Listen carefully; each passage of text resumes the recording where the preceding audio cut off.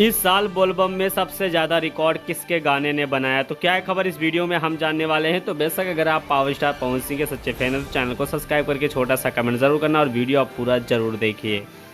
देखिए, इस साल पावर स्टार पवन सिंह, खेसारी लाल यादव, प्रमोद प्रेमी, ऐसे बहुत से स्टार हैं जिनका देखा जाए तो बोलबम गाना आया था, लेकिन इस साल उतना बड़ा रिकॉर्ड किसी का गाना नहीं बना पाया है जिस हिसाब से पिछले साल में जिसका रिकॉर्ड बनाया था।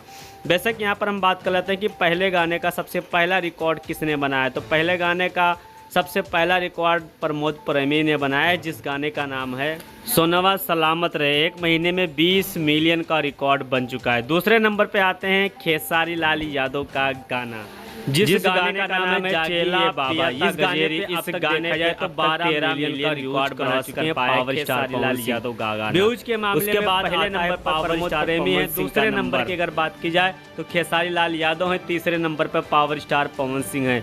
लेकिन लाइक के मामले में अगर देखा जाए तो पावर स्टार पवन सिंह का सबसे ज़्यादा लाइक देखा जाए तो बोलबम वाले गाने जागी ये बाबा पर है। इससे ज़्यादा लाइक किसी के गाने पे नहीं है।